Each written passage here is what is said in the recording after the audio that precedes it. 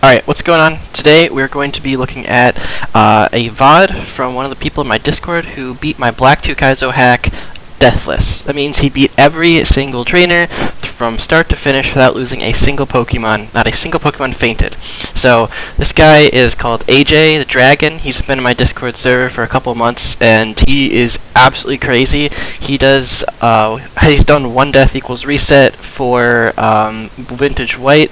Took him like a lot of attempts, and so he's super good at Gen 5 ROM hacks, and this is no exception. So if you don't know, Black 2 Kaizo is an all doubles hack of Pokemon Black 2, and Kaizo meaning it's a difficulty hack. It's like pretty difficult. Most people don't get past the first couple of gyms, and the few people who have beaten the game. So it's really good at weeding out the strong from the weak, and this is his Elite 4 and Champion run, so we're going to be looking at how he did this without losing a single Pokemon. I haven't looked at any of this yet, so this is going to be completely blind for me as well, so I'll be reacting live to this, and let's get started. So he's starting with Grimsley, and Grimsley is the Dark Elite 4 member. The reason Grimsley's hard is because he has two Pokemon with Illusion. He's a Darkrai, and he has a Zoroark. And since they're in the middle of his party, you don't know which one is which, so you can potentially have two illusioned Pokemon at a time, so after the lead, you don't know what's going at you. So he leads Crobat and Ferrothorn. Instant U-turn to Bisharp, and he goes Protect. Okay, so he's probably baiting something with Ferrothorn, probably baiting a fighting move from Scrafty, and U-turns into Bisharp. Let's see how much it does. Not too much, but it's Chip. It's good. Okay, so he goes for the Moxie Salamence. Okay, so Swords Dance comes out. That's not great on the kind of passive turn he took, but obviously it's going for a Jump Kick, and it takes half of its health, so really good Protect. Alright, so we're going Brick Break. That's probably going to kill Bisharp, and activate Moxie, as well as a switch, it looks like. Okay, so he's bringing Terrakion and Landorus as his legendaries. So you can get some like pseudo-ish legendaries in this game, but nothing like box legendaries. Alright, so he goes back to Crobat. So he's probably expecting a fighting move into Crobat. Probably another high jump kick, and it's not going to do very much. Alright, so great, he gets the kill, and it's probably also the Moxie boost. Yep, high jump kick. Oh, he misses too, that's hilarious. And he sends out Hydreigon. Alright, so this could be possibly a Darkrai, or it could be a Zoroark, or it could actually be the Hydreigon. It's probably a Hydreigon since he has Salamence out though, so it's probably going to go for like a Draco Meteor on him. So it's smart for him having Salamence out to guarantee that it's not an illusioned Pokemon here. And so he's going to bait it with Fly, so he swings Draco into that slot. That's really smart. Alright, he's swapping. Where's he going? See where he goes with this. And Salamence Fly, probably going to see a Draco into the Salamence slot and a miss. Nice. And Head Smash, also miss. Okay, so he's doubling into that slot. I'm not sure if X-Scissor would have killed him. Alright, so this is probably going to take it out, and then Fly's going to land into Scrafty, and that's probably going to be a double KO. Okay, so the two in the back are actually going to be... Actually, wait, no, he has three left. It looks like we're going to be seeing an illusion come out. Or... yeah, so he still has Amoonguss, as well as Scrafty... or sorry, Amoonguss, Darkrai, and... what's the other one? Okay, well one of these is an illusion. So he's Darkrai and Zoroark. So one of these is fake. He doesn't know which one. Into the right slot and then protects. This is super smart because you don't want any... oh, okay, let's see if this is the right one. Yeah, he clicked the right one. Okay, so Choppleberry, obviously on a Dark type as a resist, and it's the Darkrai. Okay. So you have Nasty Plot, and then the Darkrai swung into the Protect. So... super smart on his part. I mean, he's playing this absolutely flawlessly. He's making all the right reads, all the safe decisions. Okay, so he's gonna swap out the Terrakion for the Weavile. I don't know why he's doing this, actually. But we'll see what's up in his brain. He knows what he's doing. Okay, so Darkrai uses Psychic. Okay, so he's protecting his Terrakion, and then he's Brick Breaking. This is gonna kill. Oh, he's not going for Darkrai. Interesting. So it turns out that actually was not the Amoonguss. That was the Zoroark. Okay. Try to protect here. Alright, protect. Safe move. Safe move. Good, good. Okay, the Dark Pulse. Okay, so Dark Ray is the fastest thing on the field. That's probably why he's playing this safe. That does a lot. That's a 2-shot. Wow. That's why he's playing so safe around this. Okay, so his Zorark is +2 in special attack, so this is kind of scary. If it decides to... Okay, so flamethrowers, that's good. Okay, if that thing had swung into Salamence, that could have been really spooky. But it probably saw the kill on Weavile, which is why he swapped it in there. Super, super smart. And Ice Shard, yeah, that's probably going to finish up the game. As long as Zen Headbutt doesn't miss, like, this is... He literally only took damage on a single Pokemon this entire match. That is so smart. Let's go. Okay. So this should be Grimsley down then, yeah? Yep, and Amoonguss falls. Huge. Good job, AJ. Alright, so now he's got Chantal, and this one is probably the easiest to Elite Four. There's nothing too crazy on this team, except for a Dusclops with the Eviolite and like an Origin Form Giratina. It's for like Focus Blast. It's probably baiting Focus Blast here from Gengar. Okay, so he's going Helping Hand and Focus Blast. Okay, protect. See, one thing that AJ does really well in all these is that he is good at baiting a move in one slot and then hitting in the other. And he knows how to cycle through that really well, which is such a key thing in double battles. Okay, so he's going for another one of those. And he's going to Ice Shard the Gengar. Okay, so he's probably calculated it such that Ice Shard plus 2 Acrobatics kills. So that's really smart. Okay. And if he wants this to be a deathless run, he can't risk losing Weavile here. Okay, that Ice Shard does a lot. Alright, that's enough to kill. Good. Okay, so Shadow Ball and Crobat with a Ghost Gem. That should do quite a big chunk onto this Golurk, especially since Golurk's defense is its higher defensive stat. He goes for Beat Up. Okay, so this is hitting 6 times. Oh yeah, that's killing. Goodbye. See you later. That's smart.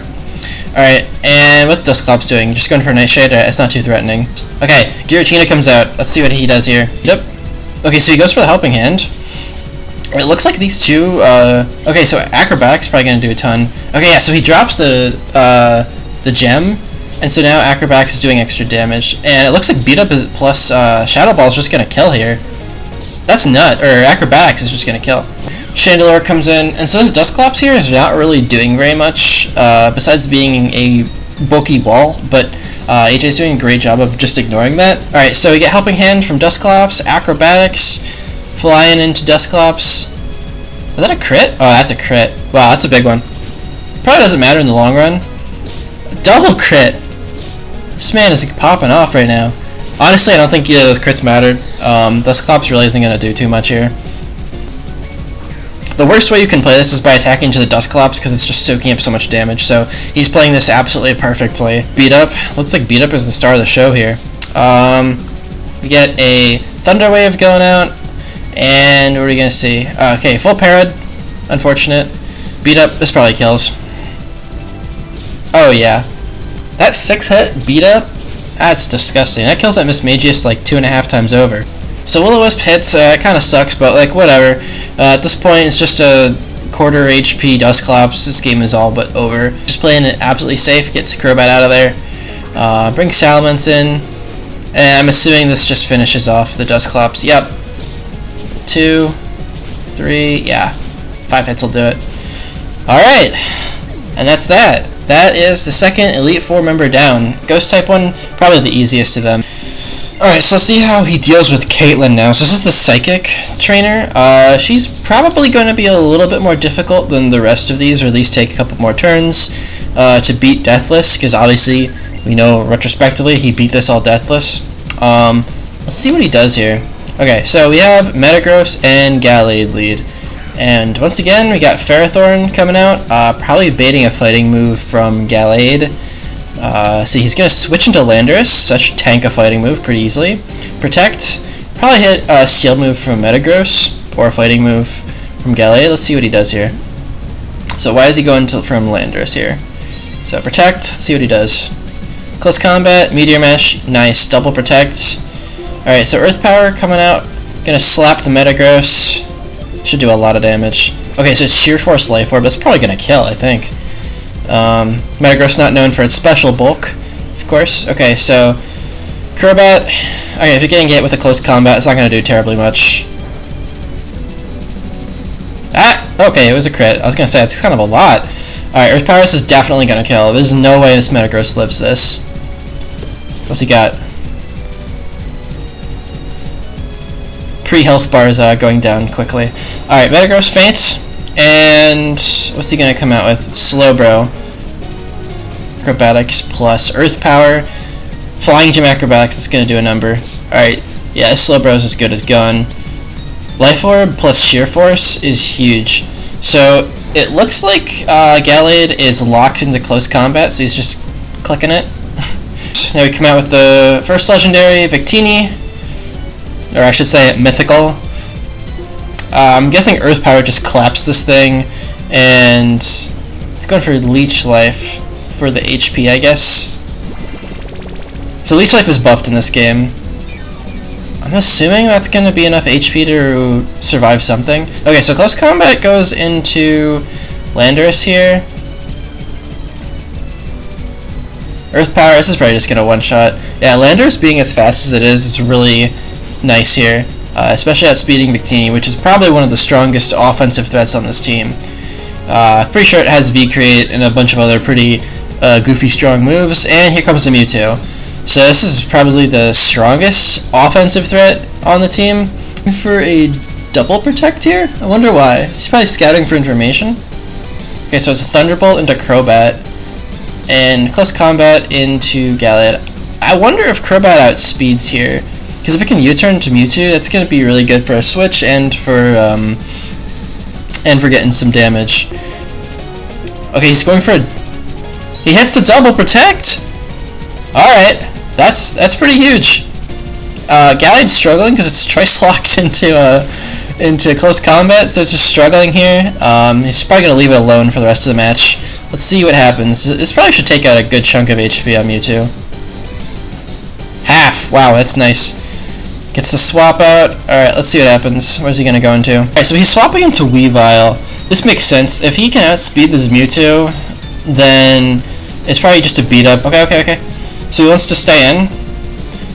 And Aura Sphere. He is kind of lucky that that thing didn't Psystrike into his Crobat. This definitely was not a watertight plan, but having Weavile out, Aura Sphere is definitely going to one-shot it. So having that out on the field as a bait is super good. I don't know if he knew that it would Aura Sphere into Weavile, though. It could have hit into Crobat with Psystrike or Thunderbolt. There's probably a bunch of different moves that could have killed it, so he was taking a risk there for sure. Alright, so this is going to be a pretty easy Ice Shard. Obviously, it just kills the Mewtwo, and Gallade really isn't doing anything. I think ideally he'd like to leave Gallade on the field for as long as possible, since it's the least bit of a threat. So you can take some health off of it. It probably doesn't kill. Takes it low. Oh no, actually just kills. Alright, that's probably a lot of HP recovery. Nice. Alright, so he's swapping into Ferrothorn. That makes sense. And Weavile is protecting. Let's see what the Porygon Z does. Ice Beam. Alright, probably tanks that pretty well. Nice. No freeze either. Lefty is procs. Alright, how are we killing this thing? So he's switching into Terrakion from Weavile. And we get another Ice Beam. Okay. That does a lot. Okay, so we're getting a nice Thunder Wave from Ferrothorn, slowing this thing right down. So you're probably wondering why he's doing all this switching, and it's because Porygon Z is choice locked with a Scarf, and so he wants to first slow it down, and second to lock it into a move that's not going to be super effective. So now he's got a paralyzed Porygon Z that's locked into Ice Beam, so otherwise this would have been very scary. And I also should mention that Mewtwo had a Psychic Gem Psystrike just sitting there waiting to hit him, but it's not going to matter in the end. He dissects this match pretty cleanly. This is probably the scariest match, honestly. If the Mewtwo had swung into Crobat, he would have lost Crobat. But nonetheless, another Deathless Elite Four member. Alright, so this is the last Elite Four member. This is Marshall, so he is going to be a fighting type Elite Four member. I think this one's also one of the easier ones. This isn't the Ghost one, where they're probably the two easiest.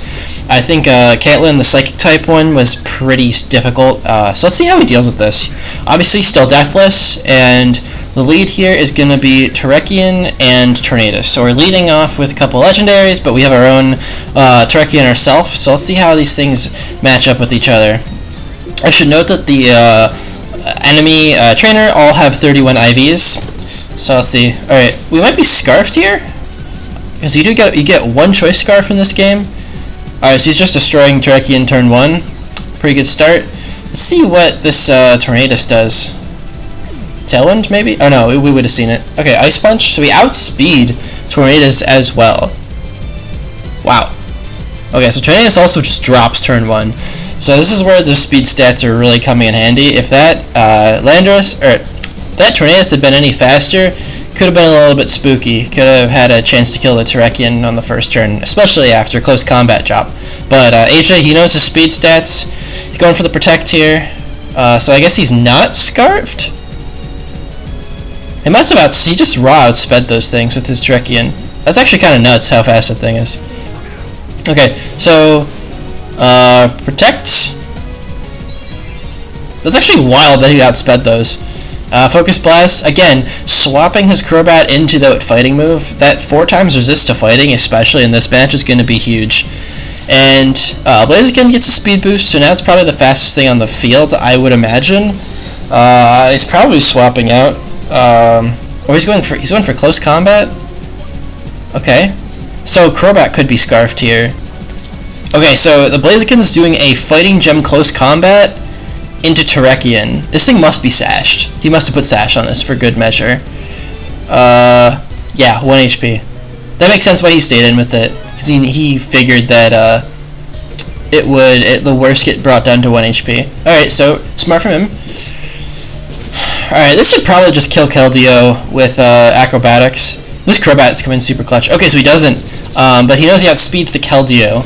Sweet, so he takes that down. Super smart, so awesome turn from AJ here. So now he's at -1/-1. Terekian's probably staying in this next turn because it's at 1 HP, and he's just going to click Protect. This is one thing you can do in double battles really well, is let one side get down super low HP like this, and so both opponents are going to target it because the AI is too stupid to just hit one into Terekian and one to Crobat when it's at 1 HP. So you're probably going to see a Protect and a double up into Terekian, and then Crobat gets a free turn to blast into Blaziken. The only thing that could possibly go wrong in this situation is if Crobat's in kill range, but it's not. I don't think from anything, so we're fine. Okay, so he's going to U-turn here. I'm assuming what he's doing is swapping to something else that is not going to something. Where's he gonna go here? Landorus or Salamence, I'm assuming. And next turn he can swap into Crobat to tank the fighting moves that are gonna come. And so, as I expected, yep, he swaps Terekian into Crobat. So if they throw any fighting type moves into the slot, they're gonna do nothing. Once again, absolutely tanking them. He was safe to both crit against, so super good. And now he's got Earth Power. There goes Blaziken. Alright, so Lucario's gonna Aura Sphere into Landorus since it's its least bad move it can do. It's kind of sad, actually. Acrobatics, goodbye Breloom. That's gonna do 4 times damage. That's gonna hurt a little bit. It is Sash, so it's gonna live. Let's see what it's gonna do. Nothing, because he doubles into it like a genius. It doesn't let it get off a Spore, or a Leech Seed, or anything. Alright, so now it's just Lucario. And, yeah, you probably know how this one's gonna go. Earth Power from Landorus. And he's dead! See you later! Alright, AJ. On to the champion. Let's see what you got. Alright, time for Champion Iris. Let's see what he's got. Probably gonna see the same sort of strategy where you can switch one side and you can bait an attack and or Protect, or do something of that nature, what we've been seeing throughout this whole time. So let's see what he does against Iris. So Iris leads with a double fire lead here. Ninetales and Heatran, and so they are choice locked, I believe. And obviously Ninetales has the Sun, so with Heat Wave being a thing, He's got to have something that can resist. Okay, so Terekian actually is coming in pre-damaged here. This is probably to bait an attack, I think. I highly doubt this is a mistake. This is another thing you can do in doubles, is pre-damaging. So he's probably leaving damage on there from the previous battle. Obviously Terekian was at 1 HP, and so he can choose how much he wants to restore it. So swaps into Crobat. Solar Beam comes out. So instead of locking into Heat Wave, we're going for Solar Beam, and obviously Crobat again 4 times resists that. So Crobat's really honestly the MVP here. Actually insane. See, it goes into Earth Power too. And now he bulldozes. Look how much damage that does to both of them, and now they're speed dropped. This is so smart. Really taking advantage of Iris's items on her Pokemon, and the fact that they're both fire types. Bulldoze again. Okay, so she withdraws Heatran because it can't hit anything. We're going to Kyurem White. So this is her ace. Obviously the highest base stat Pokemon in all of Gen 5. Let's see what he's going to do about it. Swaps into Landorus. Smart. Bulldoze. Not going to kill Ninetales, but probably going to take it pretty low. Yep.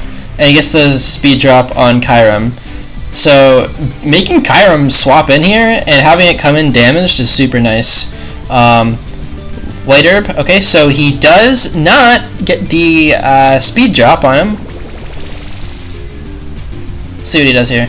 So Solar Beam shouldn't do too much damage. Swapping out Landorus now, and I think he's going to drop a Draco on the Kyurem. Salamence Draco. This is just going to kill. So he gets the Moxie boost here too, and I'm guessing Crobat just finishes off the Ninetales. Obviously Ninetales is going to get that Solar Beam off with that Choice Scarf. Not too much damage. That was even a crit. That's kind of sad. So Iris, the Dragon Master, of course, has a Latios.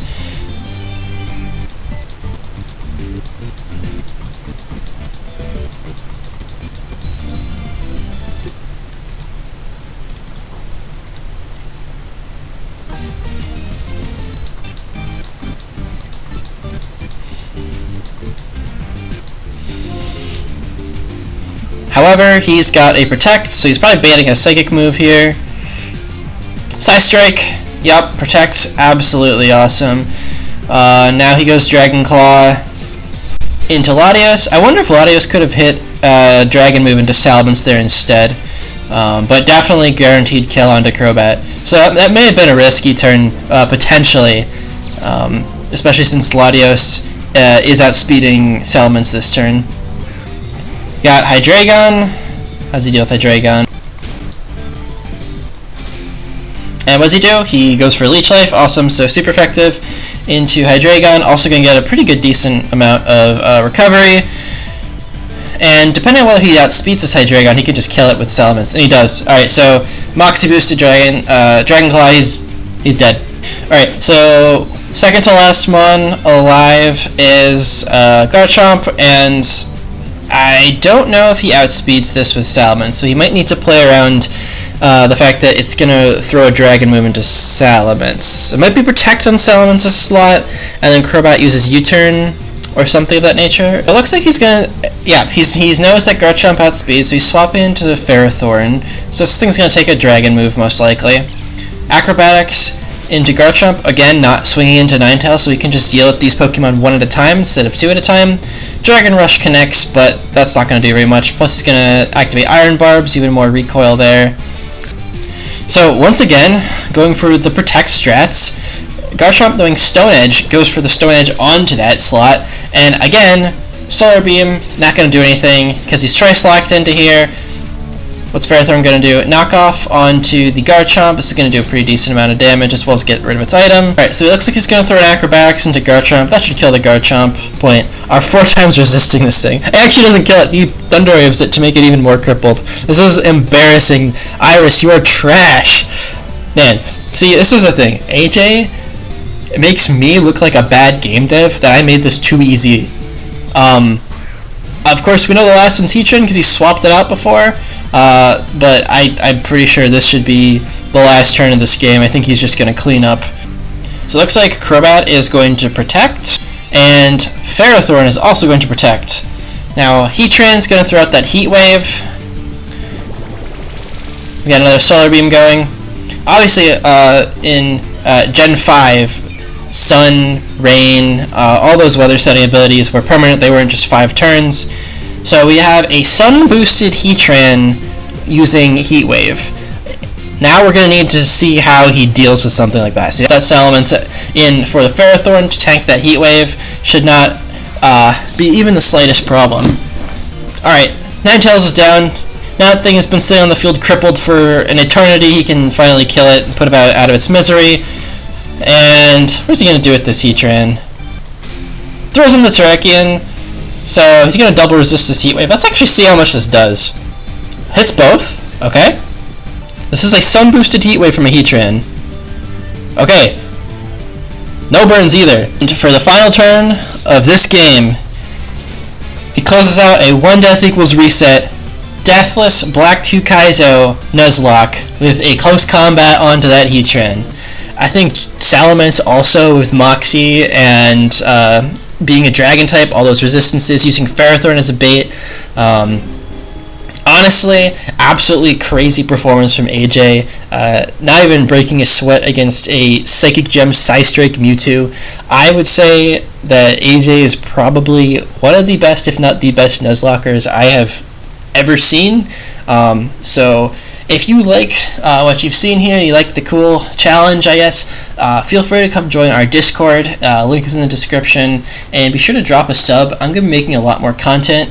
I've also come out with a new game called Garbage Gold, which is a Gen 4 Heart Gold hack that includes Pokemon from other generations. It's an entire new story, entire new maps. It's like one of the biggest endeavors I've ever done in ROM hacking. It took me 8 months, over 500 hours. So if you want to come play that game, if you want to come play Black 2 Kaizo, be sure to join in the link in the description below, and I will see you in the next video. AJ, you're nuts.